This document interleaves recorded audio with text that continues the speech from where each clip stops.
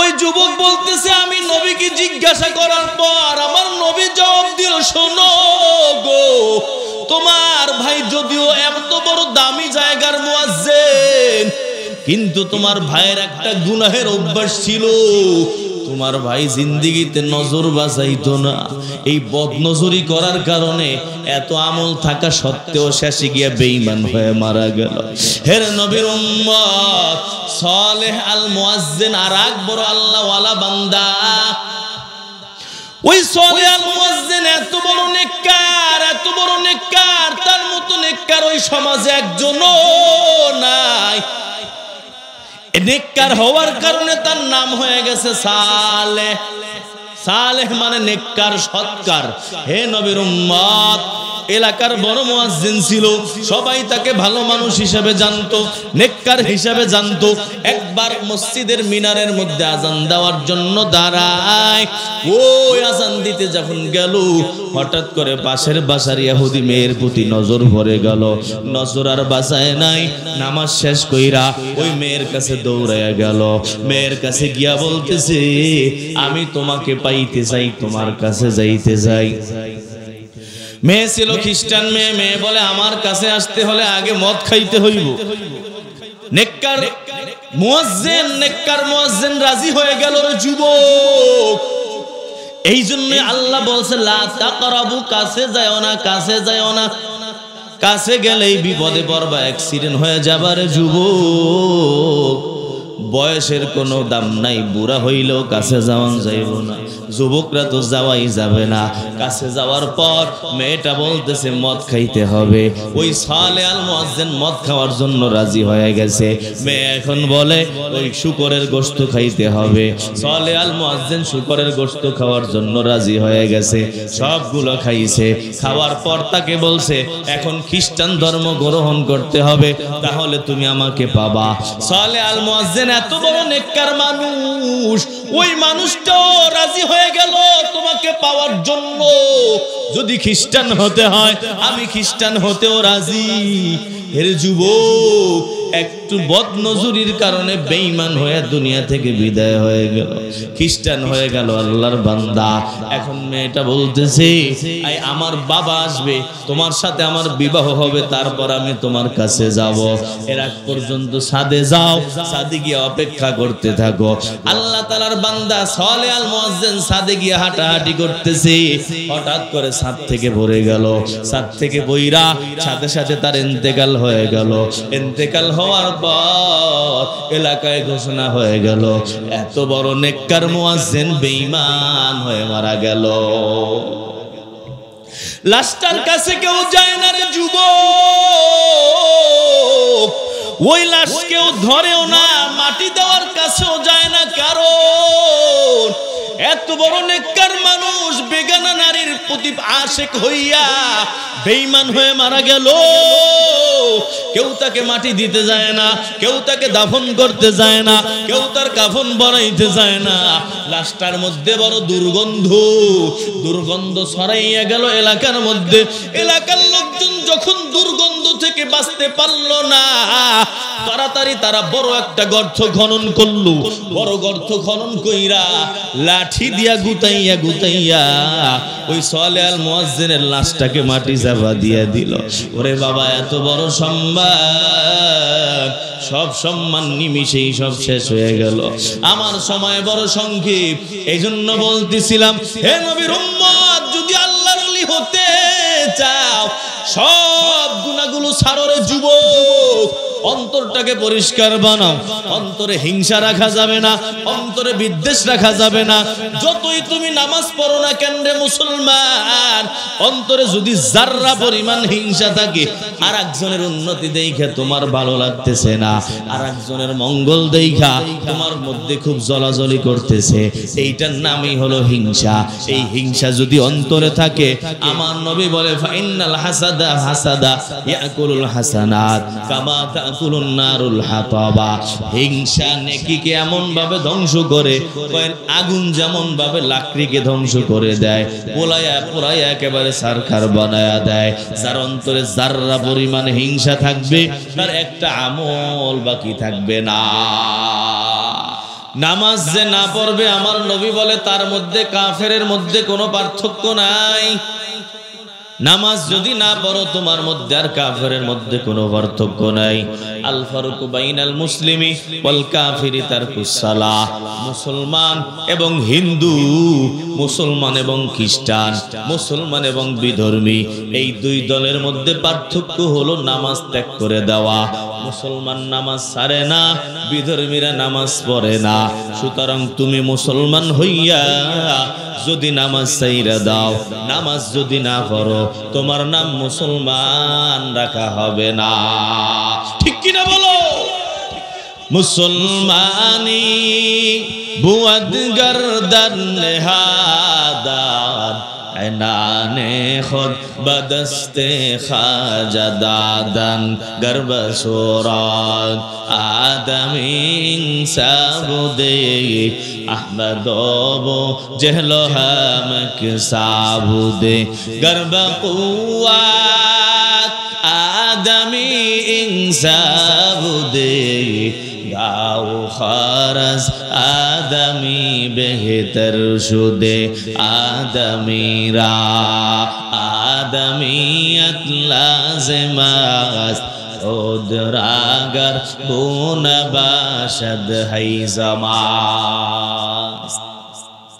নামাজ না পড়া আল্লাহর ওলি হওয়া যায়নি, রোজা না রাখা আল্লাহর ওলি হওয়া যায়। হে নবীর উম্মত, এই জন্য আল্লাহর ওলি হওয়ার জন্য এক নম্বর যে আমল সেটা হলো ফরজ আদায় করো, ওয়াজিবগুলো আদায় করো।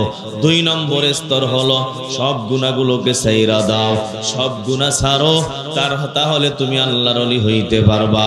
তিন নম্বর স্তর হলো নফল নামাজ শুরু করো, নফল আমল শুরু করো। এই স্তর যদি ঠিক থাকে তাহলে তুমি আল্লাহর ওলি হইতে পারবা। আমাদের অবস্থা হলো আমরা ফরজ ওয়াজিব ঠিকই আদায় করি, আদায় করার পর দুই নম্বরে যেটা শুরু করলাম সেটা হলো নফল নামাজ, নফল ইবাদত শুরু করলাম, কিন্তু গুনাহ একটাও ছাড়লাম না। ঠিক কিনা বলো? তাহলে নবী এই হাদিসে বলছেন কি? নবী বলছে আবু হুরায়রা গুনাহ সব ছাইরা দাও, একটা গুনাহ করা যাবে না রে আবু হুরায়রা। শোনো গো, একটা গুনাহ যত সময় পর্যন্ত হবে, সারা জিন্দেগিও যদি তুমি তাহাজ্জুদ পড়ো নবীর উম্মত, তোমাকে আল্লাহর ওলি বলা যাবে না। একটা গুনাহের অভ্যাস তোমার মধ্যে আছে, কিন্তু তুমি তাবলীগ ছাড়ো না, তুমি তাহাজ্জুদ ছাড়ো না, তুমি জিকির আজগার ছাড়ো না, মসজিদের সামনের কাতারে থাকো, একেবারে বড় ওলি অবস্থায় তোমাকে মানুষ চিন্তা করলো। হে নবীর উম্মত, ভালো করে বুঝবা, যত সময় পর্যন্ত না গুনাহ তোমার থেকে আমার থেকে সরবে, তত সময় পর্যন্ত আল্লাহর ওলি বলা যাবে না। আজকে আমি সামনের কাতারে, কিন্তু আমার মেয়েটা বেপরদায় আছে না নাই? আমি সামনের কাতারে চললাম, একেবারে নামাজের আগ মুহূর্তে গিয়ে উপস্থিত হইলাম, আগে আগে মসজিদে ঢুকলাম, সবার পরে বের হইলাম, বড় জুব্বা, বড় টুপি, বড় লম্বা লম্বা আমার নামাজ, আমার ইবাদত, কিন্তু আমার ঘরের মধ্যে টিভি চলে। হেরে নবীর উম্মত, তুমি মিথ্যা ওলি হওয়ার স্বপ্ন দেখতেছো, এত বড় কবিরা গুনাহ কইরা আল্লাহর ওলি কেউ হতে পারে না। আমার নবী বলছে আবু হুরায়রা শোনো, যদি তুমি আল্লাহর ওলি হতে চাও গো আবু হুরায়রা, শোনো গো, ওই সব গুনাহ তোমাকে ছাড়তে হবে, একটা নাফরমানিও করতে পারবা না। হে নবীর উম্মত, কত লাইনে গুনাহ হয়? কয় চোখের লাইনে গুনাহ হয়, জবান থেকে গুনাহ হয়, কানের মাধ্যমে গুনাহ হয়, মুখের মাধ্যমে গুনাহ হয়, পেটের মাধ্যমে গুনাহ হয়, অঙ্গ প্রত্যঙ্গের গুনাহের অভাব নাই। এই গুনাহগুলো যদি না ছাড়লাম, যত কিছুই করি না কেন আল্লাহর ওলির খাতায় নাম লেখানো যাবে না। হে নবীর উম্মত, আজকে তোমার আমার নজরের হেফাজত নাই রে যুবক। ওই তুমি বেগানা নারীর দিকে তাকাইতেছো, ও মুরব্বি বাবা, আপনারও দুইটা চোখের হেফাজত নাই, আপনিও বেগানা নারীর দিকে তাকান। ওই দোকানে বসে বসে টিভির পর্দার দিকে তাকাইলেন। হেরে নবীর উম্মত, এই দুইটা চোখ যদি না বাঁচানো যায়, এই দুনিয়া থেকে বেঈমান হয়ে যাওয়ারও সম্ভাবনা আছে। নজর বাঁচাইলাম না, গুনাহ করলাম, বদনজরি করলাম, তাহলে ঈমান নিয়ে যেতে পারবো কিনা এর মধ্যে সন্দেহ। একটা ঘটনা বললে শুনবেন। হুসাইন আহমদ মাদানী রহমাতুল্লাহ আলাইহি, আল্লাহর বিরাট বড় একজন বুজুর্গ বান্দা, ওনাকে চেনে না আলেম সমাজে, এমন মানুষের বড় অভাব। হুসাইন আহমদ মাদানী, ওনার এক নাতি মসজিদে নববীর মধ্যে বৈশা বৈশা, হুসাইন আহমদ মাদানী ওই মসজিদে নববীতে 13 বছর পর্যন্ত হাদিস পড়াইছেন। ওই টাইমের মধ্যে হঠাৎ করে তাকায় দেখতেছেন এক আল্লাহ তাআলার বান্দা, একটা যুবক ছেলে ওই মসজিদে নববীতে আইসা শুধু আল্লাহর দরবারে মোনাজাত করতেছে। ওই মোনাজাতের মধ্যে বলে, আল্লাহ আমাকে আপনি বেঈমান বানায়েন না, আমাকে আপনি বেঈমান বানায়েন না, আল্লাহ বেঈমান বানায়া দুনিয়া থেকে নিয়েন না। হে নবীর উম্মত, মোনাজাত শেষ হওয়ার পর হুসাইন আহমদ মাদানী রহমাতুল্লাহ আলাইহি ওই যুবককে ডাক দিয়েছেন। ডাক দিয়ে বলতেছে, যুবক কি ব্যাপার, এই মোনাজাত কেন করলা? মোনাজাতে অন্য কিছুই চাইতেছো না, শুধুমাত্র এইটাই চাইতেছো, আল্লাহ আমারে আপনি বেঈমান বানায়েন না, আমাকে আপনি বেঈমান বানায়েন না। কারণটা কি যদি আমাকে একটু তুমি বলতা। হে নবীর উম্মত, এই ঘটনা বয়ান করছেন হুসাইন আহমদ মাদানীর আপন নাতি, আমাদের দাদা পীর শাহ হাকিম মোহাম্মদ আখতার নওয়ারাল্লাহু মারকাদা, ওনার খানকার মধ্যে এই ঘটনা বয়ান করছেন। আমার শায়েখ আল্লামা আব্দুল গফফার দামাত বারাকাতুহুম, এই ঘটনা উনি নিজের কানে খানকা থেকে শুনছেন। আমি তার থেকে শুই না আপনাদের কাছে বলতেছি। আজকে আমাদের জবান হেফাজতের ফিকির নাই, আমাদের চোখ হেফাজতের ফিকির নাই, পুরা মানুষেরও ফিকির নাই, যুবক ভাইদেরও ফিকির নাই।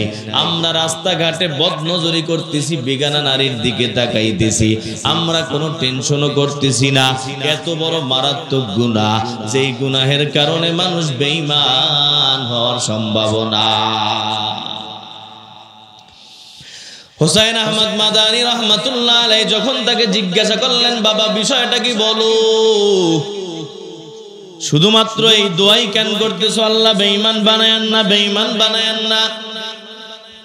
ওই যুবক তখন বলে, ও হুজুর শোনো গো, আসল বিষয় হলো আমার ইমিডিয়েটলি বড় ভাই আপন এই মসজিদে নববীর মুয়াজ্জিন, অনেক বছর পর্যন্ত মসজিদে নববীতে আজান দিল।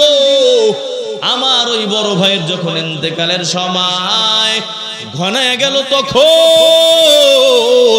আমার বড় ভাই আমাদেরকে বলল, যাও তোমরা আমার কাছে একটা কোরআন শরীফ আইনা দাও। আমরা চিন্তা করলাম মৃত্যুর আগ মুহূর্তে মনে হয় কোরআনটা পড়া আল্লাহর দরবারে একটু কান্নাকাটি করবে, দোয়া করবে। আমরা ভালো মনে কইরা তার হাতে কোরআন শরীফ আইনা দিলাম। আল্লাহ তাআলার বান্দা কোরআন শরীফটা খুইলা বলতেছে, শুনো, আমি এই কোরআনের একটা আয়াতও মানি না। নাউজুবিল্লাহ কইতেন না।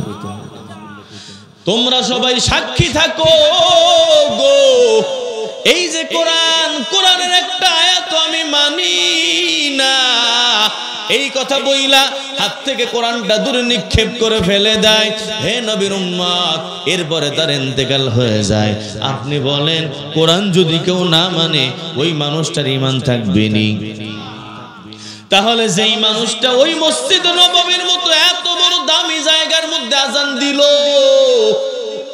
ওই মানুষটা একেবারে বেঈমান হয়ে মৃত্যুর আগে দুনিয়া থেকে বিদায় হইল গো। হে নবীর উম্মত, এই অবস্থায় কেন বিদায় হইল?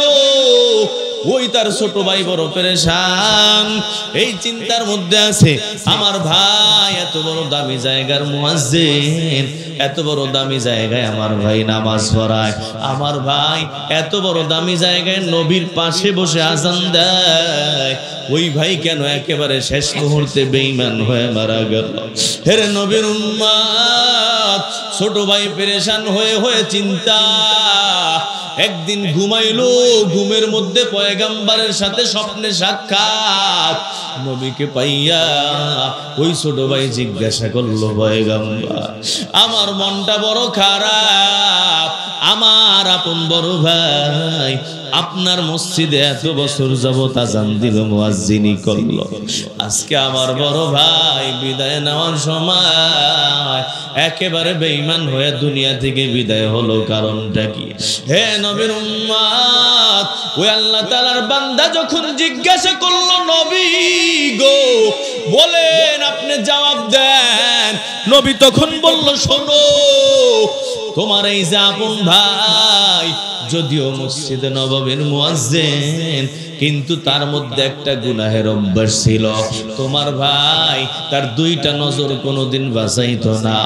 হে যুবক, ওই যে বদনজরি করতেছো মোবাইলের মধ্যে, যুবক তোমাকে জাহান্নাম পর্যন্ত নিয়ে ছাড়বে রে যুবক।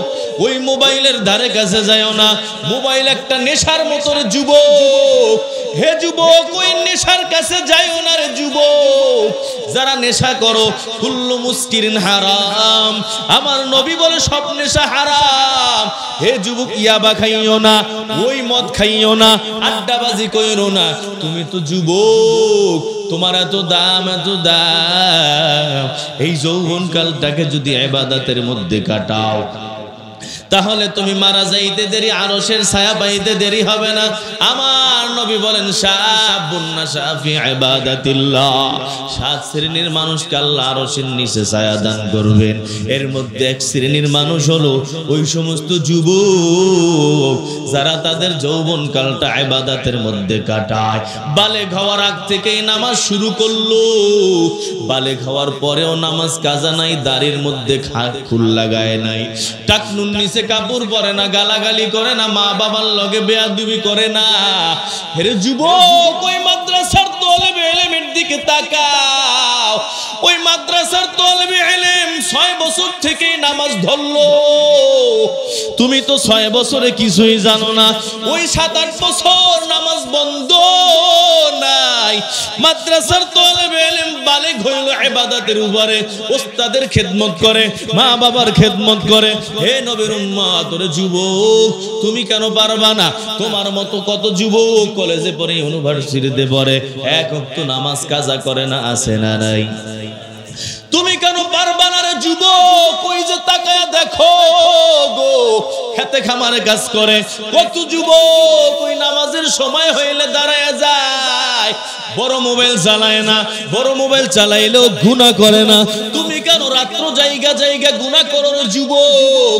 ওই বড় মোবাইল তোমাকে ধ্বংস করলো। এই মোবাইলে গেমের আসক্ত হয়ে গেলা, রাত্র 2টা 3টা 4টা পর্যন্ত যুবক একা একা রুমের মধ্যে মোবাইল চালাইলা, গুনাহ করলা।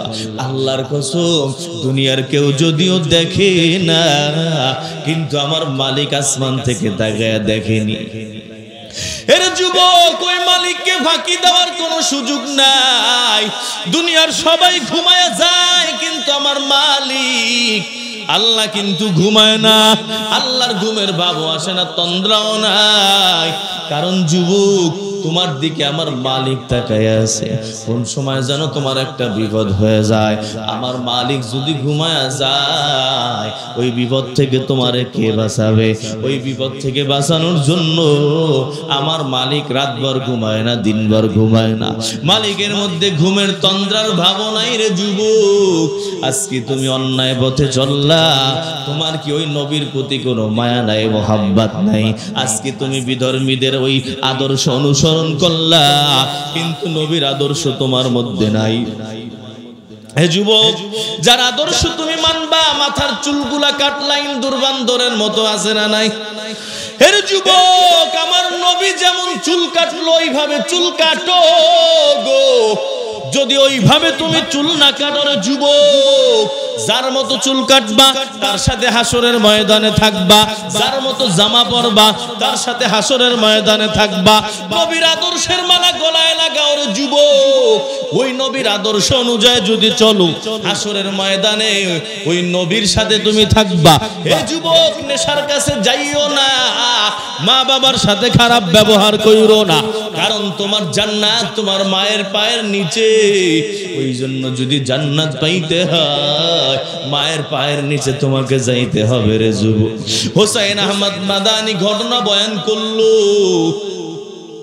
ওই যুবক বলতেছে, আমি নবীকে জিজ্ঞাসা করার পর আমার নবী জবাব দিল, শোনো গো, তোমার ভাই যদিও এত বড় দামি জায়গার মুয়াজ্জিন, কিন্তু তোমার ভাইয়ের একটা গুনাহের অভ্যাস ছিল। তোমার ভাই জিন্দেগিতে নজর বাঁচাইতো না, এই বদনজরি করার কারণে এত আমল থাকা সত্ত্বেও শেষে গিয়ে বেঈমান হয়ে মারা গেল। হে নবীর উম্মত, সালেহ আল মুয়াজ্জিন আর এক বড় আল্লাহ ওয়ালা বান্দা।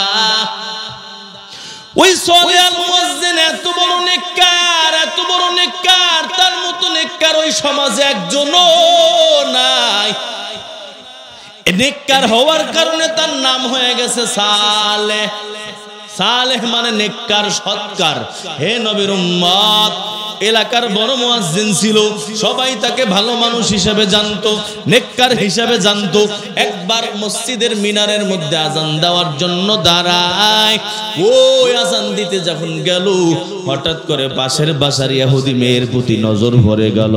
নজর আর বাঁচায় নাই, নামাজ শেষ কইরা ওই মেয়ের কাছে দৌড়াইয়া গেল। মেয়ের কাছে গিয়া বলতেছে, আমি তোমাকে পাইতে চাই, তোমার কাছে যাইতে চাই।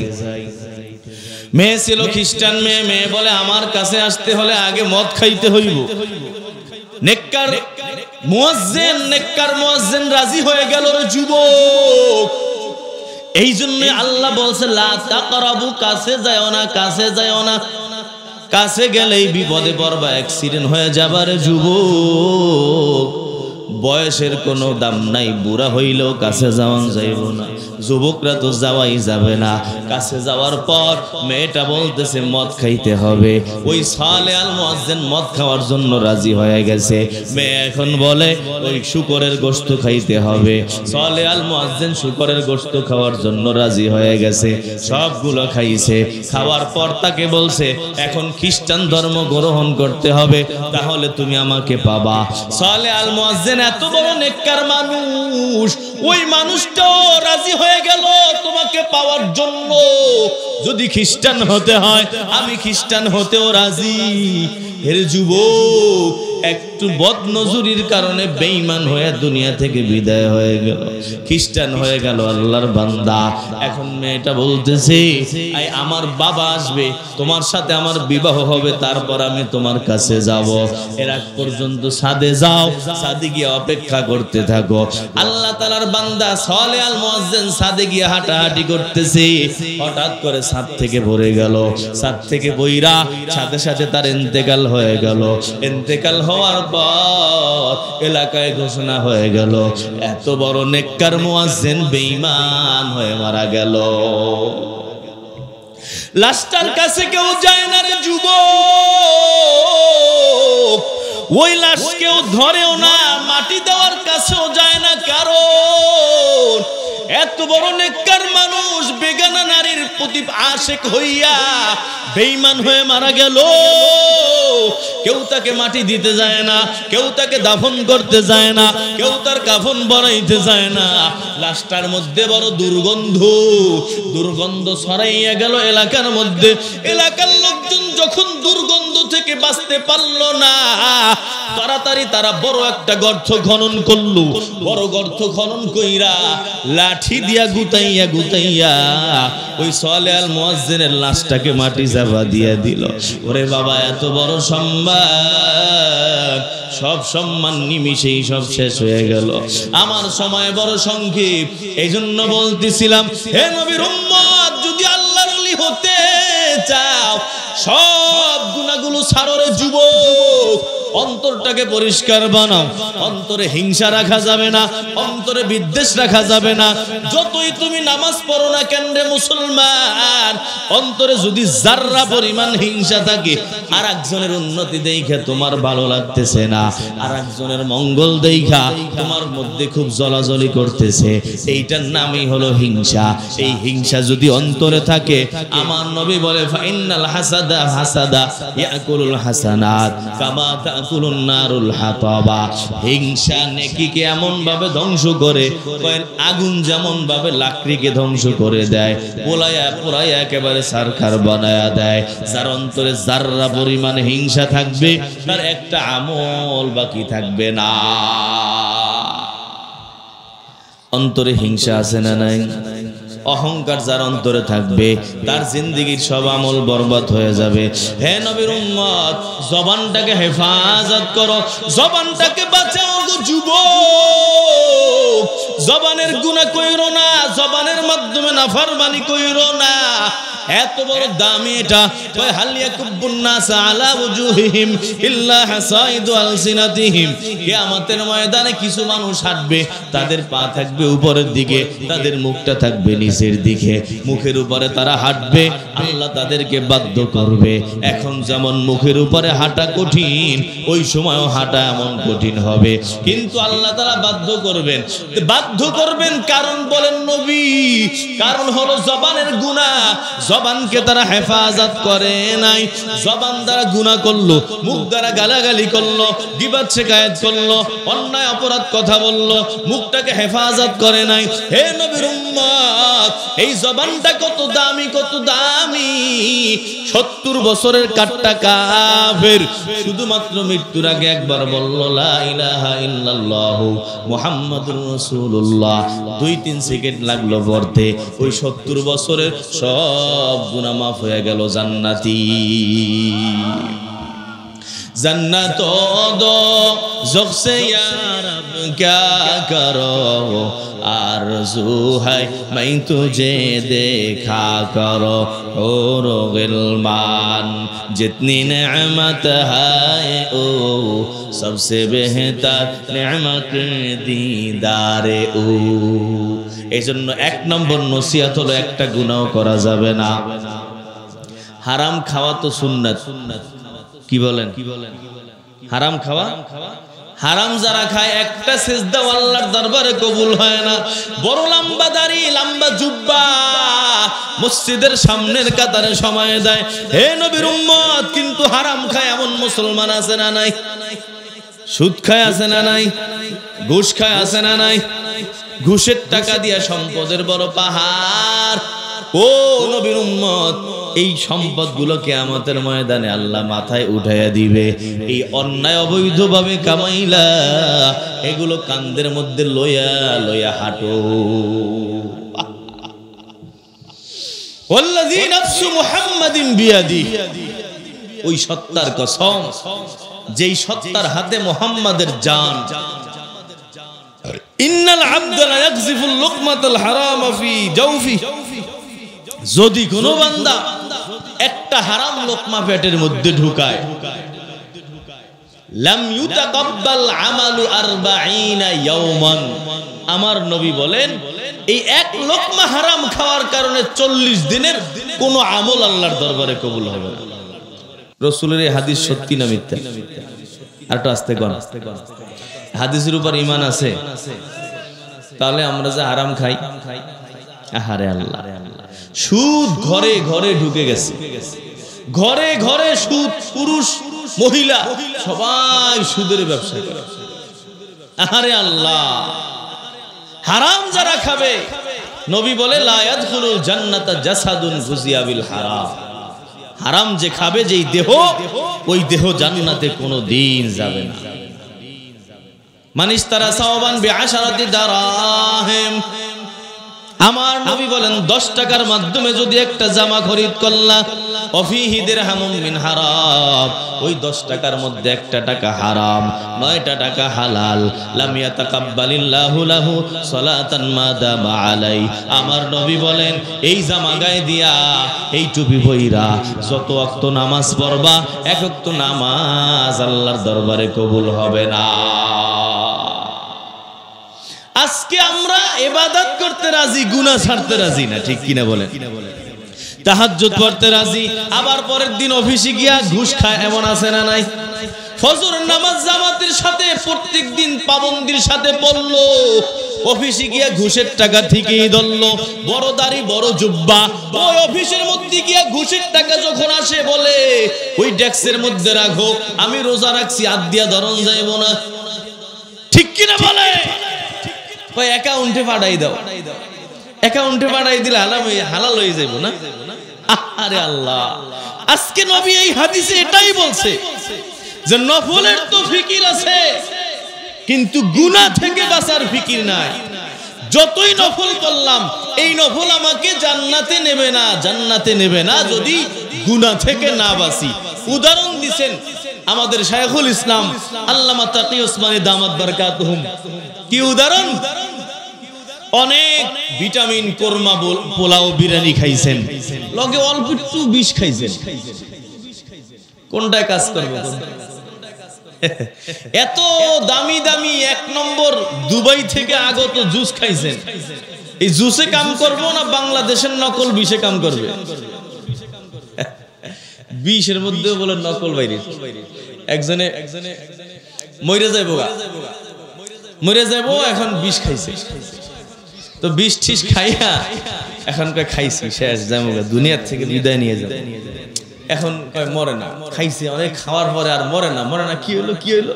তাকায় দেখে বিষের বোতলের মধ্যে যেটা অরিজিনাল বিষ না, নকল বিষ।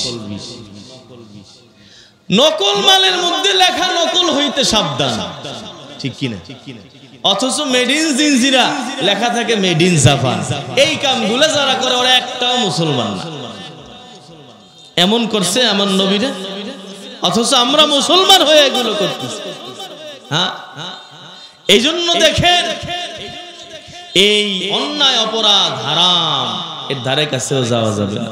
তাহলে একটা উদাহরণ দিছেন, ভিটামিনও খাইছে, বিষও খাইছে, কাজ করবে বিষে। নেকের কাজ হলো ভিটামিন, পোলাও, বিরিয়ানি, এটা হলো নেকের কাজ, এটা করলাম, সাথে আবার গুনাহও করলাম, কাজ গুনাহ হলো বিষ। তাহলে গুনাহে কাজ করবে, নেকের কাজে কোনো কাজ করবে না।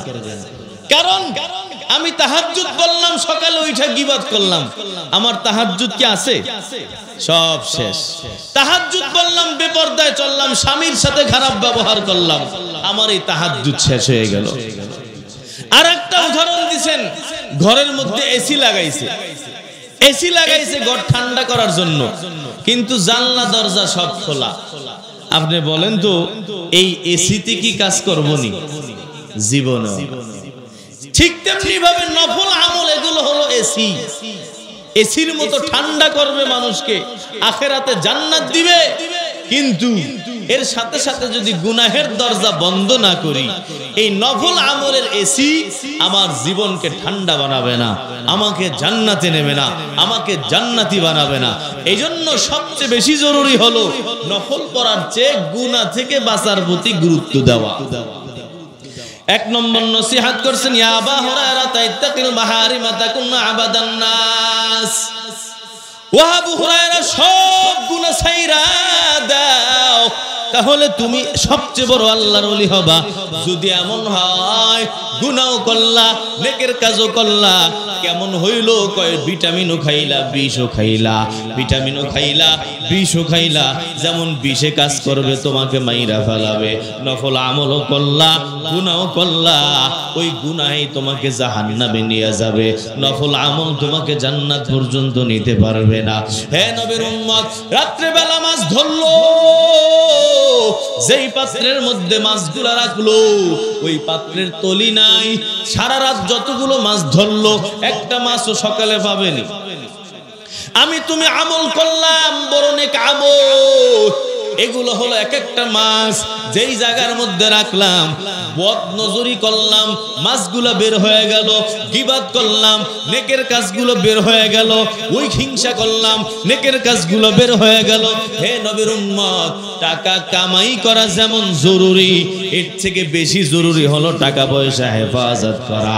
আমি নেকি কামাই করলাম কিন্তু নেকি হেফাজত করলাম না, এই কামাই করা নেকি আমার কোনো লাভ হবে না। ঠিক কিনা বলো? 2 নম্বর নবী বলছে ওয়ারদ বিমা কসামাল্লাহু লাকা তাকুন্না গুনান নাস। ওরে আবু হুরায়রা শোনো, 2 নম্বর নসিহত, আল্লাহ তাআলা যেটা তোমার জন্য ফয়সালা করছেন সেটার উপর তুমি রাজি থাকো। 2 ব্যাখ্যা। 1 নম্বর ব্যাখ্যা হলো কনাআত, অল্পে তুষ্ট থাকো। আলহামদুলিল্লাহ, যেই টাকার মালিক আমারে আল্লাহ বানাইলো, আলহামদুলিল্লাহ, আর টাকা পয়সা আমার দরকার নাই। আল্লাহ হালাল ভাবে দিছে, হারামের পথে আমি যাব না। হারামের দিকে যাওয়ার সম্ভাবনা আছে, ওখান থেকে অনেক দূরে থাকলো আল্লাহর বান্দা। রিজা বিল কাজা 2 নম্বর হলো আল্লাহর পক্ষ থেকে বড় বিপদ। ওই বিপদ যদি আসে যুবক, সব কল্যাণ। আল্লাহ বান্দার অকল্যাণ চায় না, আল্লাহ বান্দার কল্যাণ চায়, আল্লাহ বান্দার মঙ্গল চায়। সুতরাং যদি তুমি আল্লাহর ওলি হতে চাও, আল্লাহকে তুমি পাইতে চাও, আল্লাহ তোমার হাত ভাঙ্গা ফেলাইছে, এটার উপরে তুমি বড় আলহামদুলিল্লাহ। হে যুবক, আল্লাহ তোমার সব সময় মঙ্গল চায়, তোমার অমঙ্গল চায় না। হাতটা কেন ভাঙছে আল্লাহ জানে, এই বান্দার হাতটা ভাঙ্গার মধ্যেই কল্যাণ আছে। যদি হাতটা থাকে বান্দার অকল্যাণ হয়ে যাবে, বান্দার বড় পেরেশানি হবে। এই জন্য আল্লাহ ইচ্ছা কইরা তার হাতটা ভাঙ্গা দিল। ঠিক কিনা বলেন? মুসলমানের মৃত্যুর সময় ঘনায় গেছে, আর একজন ইহুদির মৃত্যুর সময় হয়ে গেছে। 2 জনের মৃত্যুর সময় মনে চাইলো মুসলমানের পনির খাইতে মনে চায়, মুসলমানের তাকের মধ্যে পনিরটা আছে। আল্লাহ তাআলা ফেরেশতাকে ঘোষণা দিল, ফেরেশতা যাও ওই তাক থেকে পনিরটাকে ফালায়া দাও। আর একজন ইহুদির মৃত্যুর সময় হয়ে গেছে, ইহুদির মাছ খাইতে মনে চাইছে, কিন্তু তার পুকুরের মধ্যে মাছ নাই।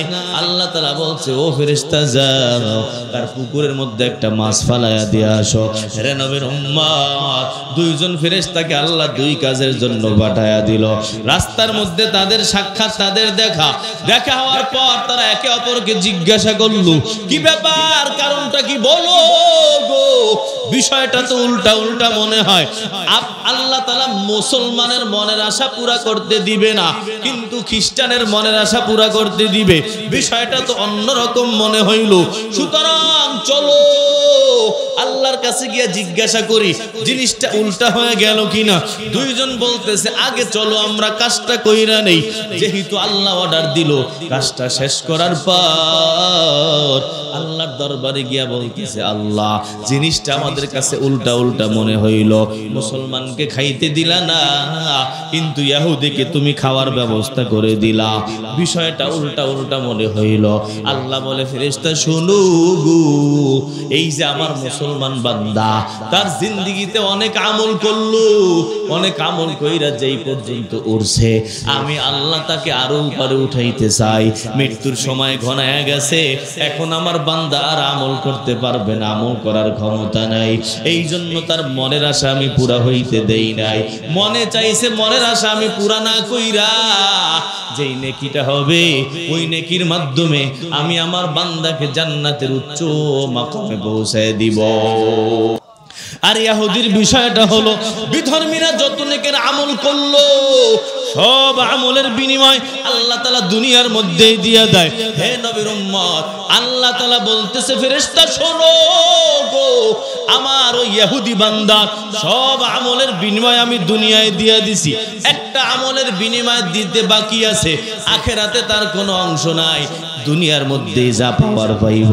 এই জন্য আমার বান্দাকে আমি ওই মনের আশা পুরা কইরা তার ভালো কাজের বিনিময়ে দুনিয়ায় দিয়ে দিলাম।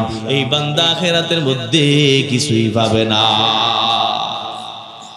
আল্লাহর পক্ষ থেকে যা কিছু হয়, ও পর্দার অন্তরালের মা, সবকিছুর মধ্যে কল্যাণ, সব কিছুতে কল্যাণ, তোমার সন্তান মরে গেল এটার মধ্যেই কল্যাণ, ওই দোকানের মধ্যে আগুন লেগে পুড়ে গেল এটার মধ্যেই কল্যাণ। আমার আল্লাহর হুকুম ছাড়া কোনো বিপদ আসে না যুবক।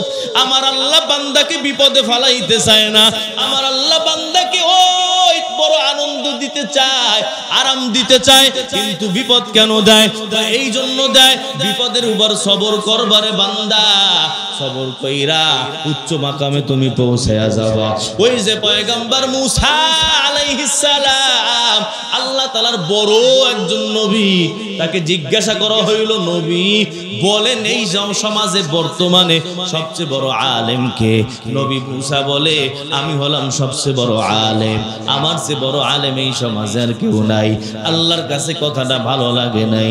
আল্লাহ বলে, মুসা যাও, ওই যে খিজির নামে আমার এক বান্দা আছে, তার দরবারে তুমি যাও, সে তোমার থেকেও বড় আলেম, এমন এমন বিষয় জানে যেগুলো তুমি কোনোদিন জানো না।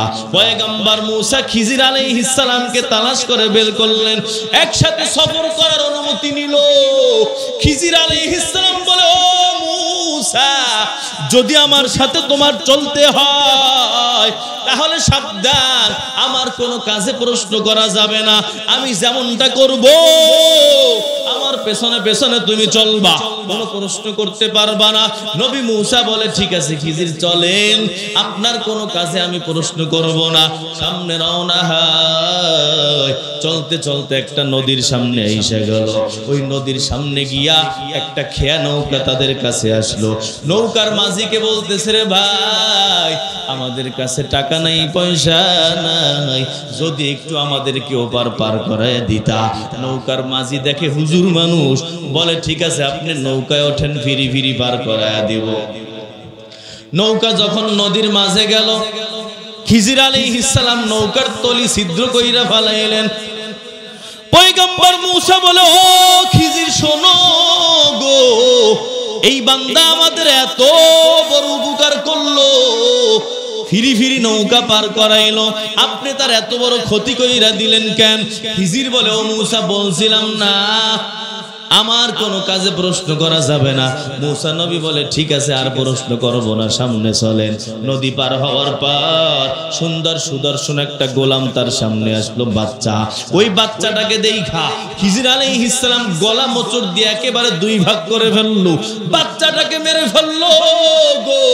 মুসা নবী দেখা বলে, ও খিজির, আপনি এত বড় নির্দয় মানুষ, এই বাচ্চাটা নিষ্পাপ শিশু বাচ্চা, আপনি কেন তাকে মানলেন?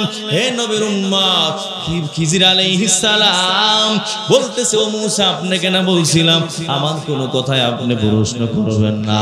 মুসা নবী বলে, খিজির চলেন, যদি আর প্রশ্ন করি তাহলে রাস্তা ভিন্ন হয়ে যাবে, আমার রাস্তা ভিন্ন, আপনার রাস্তা ভিন্ন, আমরা আলাদা হয়ে যাব। সামনে অগ্রসর হইল, খাবার দাবার খাওয়ার সময় হইছে, খাবার দাবার তাদের কাছে নাই, টাকা পয়সাও তাদের কাছে নাই। হে নবীর উম্মত, এক বাড়িতে গিয়ে বলতেছে, আমাদেরকে যদি এক বেলা খাবার খাওয়াইতেন। বাড়িওয়ালারা বলে, না না, খাবার খাওয়ানোর কোনো সুযোগ নাই।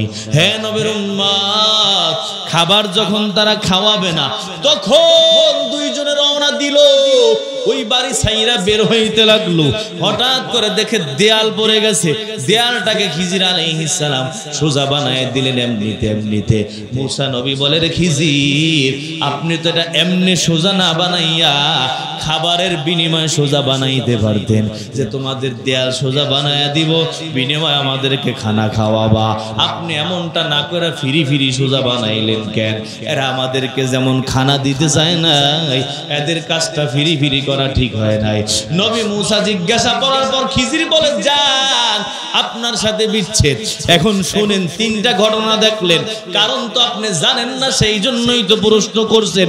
হে নবীর উম্মত, মুসার থেকেও বেশি ইলম খিজির আলাইহিস সালামের। খিজির যেইটা জানে গো, মুসা সেইটা জানে না। খিজির এখন বলতেছে, মুসা শোনো, ওই যে নৌকা ভেঙ্গে দিলাম, কারণ নৌকার মাঝি আমাদের উপকার করছে, আমিও নৌকার মাঝির উপকার করে দিলাম। বুঝেন নাই? তার নৌকা ভাঙ্গা আমি তার উপকার করলাম। ওই উপকার কোথায় হইল? দেখা তো যায় নৌকা ভাঙ্গা দিল, কিন্তু তিনি বলতেছে উপকার করলো। কেমনে উপকার করলাম? কয় কারণ হলো, শোনো, এই এলাকায় একজন বাচ্চা আছে, জালেম বাচ্চা। এই বাচ্চা যত নৌকা দেখে, ভালো ভালো নৌকা, সব নৌকাগুলো গচ্ছিত কইরা নেয়, সব ভালো ভালো নৌকা নিয়ে যায়। এই বান্দা আমাদের উপকার করলো, এই জন্য আমি চাইলাম তার উপকার করার জন্য তার নৌকাটা একটু ভাঙ্গা দিলাম, যাতে বাচ্চা নিতে না পারে। যদি বাচ্চা নিয়ে যায় তাহলে তো বান্দা না খায়া মরবে। আর ভাঙ্গা নৌকাও যদি থাকে গো, ওই বান্দা অল্প হইলেও তো ভাঙ্গা নৌকা দিয়ে কোনোভাবে জীবনটা চালাবে। ও নবীর উম্মত যুবক, আল্লাহ তোমার পা ভাঙ্গা দিছে, এটার মধ্যে কল্যাণ আছে। আল্লাহ তোমার হাত ভেঙ্গে দিল, এটার মধ্যে কল্যাণ আছে। আল্লাহ তোমার একটা অঙ্গ নিয়ে গেল রে যুবক, এটার মধ্যে আল্লাহ কল্যাণ রাখছে, কিন্তু তুমি আমি বোঝার ক্ষমতা নাই। বাচ্চাটাকে মানলেন কেন? কয় বাচ্চাটা বড় হইয়া মা বাবাকে ইহুদি খ্রিস্টান বানায় দেবে, বিধর্মী বানায় দেবে।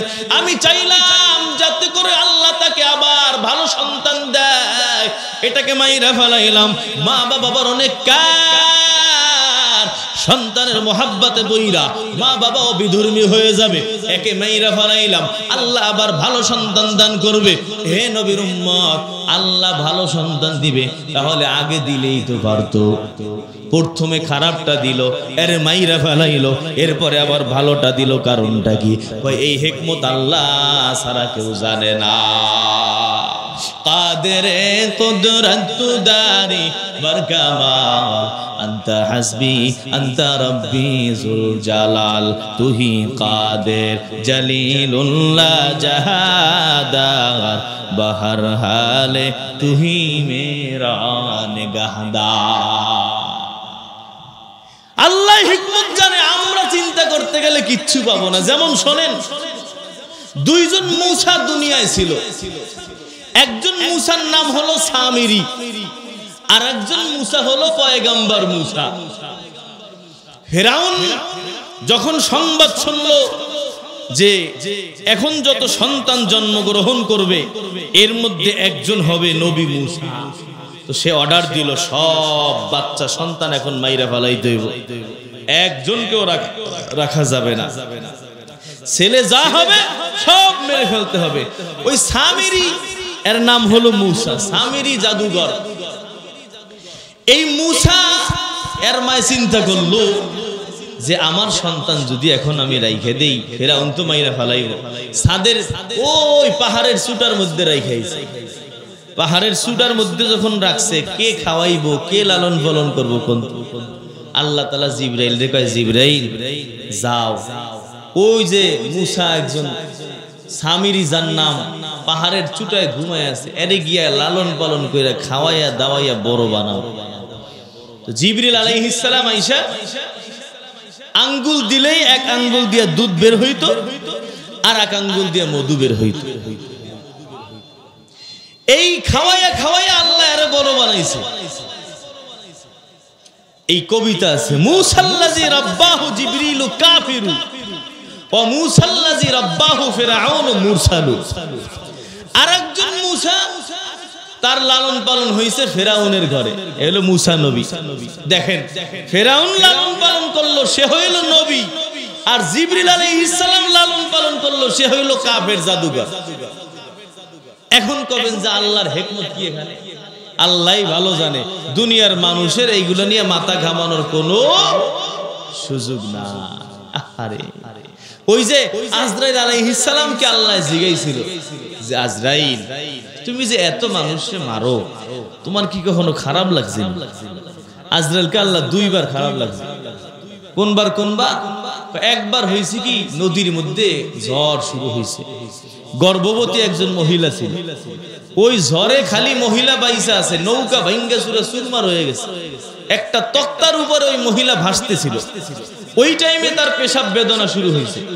ওই নদীর ভিতরে একা মহিলা একটা তক্তার উপরে তার সন্তান জন্মগ্রহণ করছে। সন্তান হওয়ার পরে আপনি বলছিলেন যে আজরাইল যাও গিয়ারে মাইরা ফেলাও, আল্লাহ আমার যে তখন এমন খারাপ লাগছিল, এই বাচ্চাটারে কে দেখবো এই নদীর মধ্যে, কে লালন পালন করবে, মাত্র জন্ম হইল আর এখন আল্লাহ কইল মাইরে ফেলাইতে। এই সময় খারাপ লাগছে। আর একটা কোনটা, সাদ্দাত যখন জান্নাত বানাইছে, জান্নাত বানায় খালি দেখার লাইগে পাওটা দিছে, আর আপনি কইছেন এখন ওরে মাইরা লাও। এই যে দেখতেও যে দিলেন না, এত কষ্ট করলো, টাকা পয়সা খরচ করলো, আর আপনি মারতে কইলেন, এই টাইমে খারাপ লাগছে। তখন আল্লাহকে আজরাইল একজনের উপরেই দুইবার তোমার খারাপ লাগে, বুঝেন নাই? ওই যে নদীর ভিতরে যেই বাচ্চা হয়েছিল, ওই বাচ্চারই আমি লালন পালন করে এত বড় বাচ্চা, সাদ্দাত বাচ্চা বানাইছি, আর আজকে বড় হইয়াও আমার জান্নাত মানবে না, ও জান্নাত আর একটা বানাইছে। তাহলে আল্লাহর হিকমত বোঝার কারো ক্ষমতা আছে? সময় নাই, 5 মিনিট আছে। 2 নম্বর আমল হলো আল্লাহর পক্ষ থেকে যেই ফয়সালা হয় এটার উপরে রাজি থাকবে। কারণ আল্লাহ বান্দার মঙ্গল চায়, কোনো বান্দার অমঙ্গল চায় না।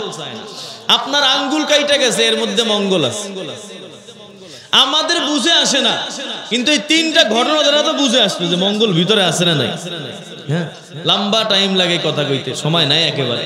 3 নম্বর হলো আহসিন ইলা জারিকা তাকুন মুসলিমা, প্রতিবেশীর সাথে ভালো ব্যবহার করো, তাহলে তুমি মুসলমান হবা। যদি প্রতিবেশীর কষ্ট দাও, মুসলমান হওয়া যায় না। প্রতিবেশী 3 প্রকার।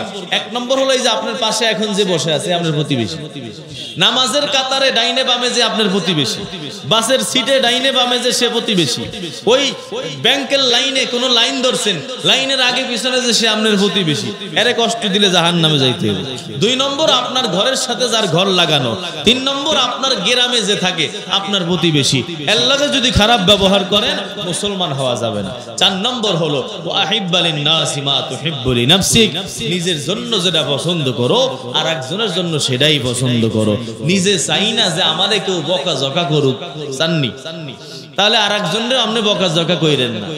আপনি চান না যে আমারে কেউ বেইজ্জতি করুক, মুখের উপরে শরম দেব, আপনিও কাউকে মুখের উপরে বেইজ্জতি কইরেন না, শরম দেন না। আপনি চান না যে কেউ আপনার একটা সেরা পচা কাপড় দিক, আপনিও কাউকে পচা কাপড় দিয়েন না। ওই যে সামনে রমজান আইতেছে না, রমজানে কি মেডিন জাকাত আছে না, জাকাতে দেখবেন দোকানে লেখা এখানে জাকাতের কাপড় পাওয়া যায়। জাকাতের কাপড় বানানোর মেশিন কি আলাদা নেই? কি একটা অবস্থা, এত পচা কাপড় আপনারা জাকাতে দিতে হইব কেন? আর আপনার কাপড় দেওয়ান লাগবে কেন? আপনার টাকা দিয়ে দেন গরিব মানুষগুলোরে, তাইলেই তো হয়। নাম নাম ওই যে যদি ভালো কাপড় কিনতে যায় 100 কিনতে পারে না, পচাটা কিনলে 1000 কিনে ফেলে, ঠিক কিনা? বেশি মানুষকে দিছে, একদিনে পড়তে পারলো না কেন? আপনি তো পছন্দ করেন যে আপনাকে কেউ ভালো একটা হাদিয়া দিক, আপনিও যখন দিবেন তাকে ভালো একটা হাদিয়া দেন। 4 নম্বর 5 নম্বর হলো ওয়ালা তুকসির যিহক ফাইন্না কাসরাতাজ যিহকি তুমিতুল কলব। নবী বলে অট্ট হাসি দিও না। হে যুবকের দল, খালি অট্ট হাসি, অট্ট হাসি, নাটকে অট্ট হাসি, সিনেমায় অট্ট হাসি, সব জায়গায় অট্ট হাসি ছাড়া নাই। নবী জীবনেও অট্ট হাসি দেয় নাই। অট্ট হাসি দিলে অন্তর মরে যায়, অন্তর মরে যায়। আল্লাহ তাআলা আপনাকে আমাকে এই 5টা নসিহত মুখস্থ কইরা আমল কইরা আর একজনের কাছে পৌঁছানোর তৌফিক নসিব করেন।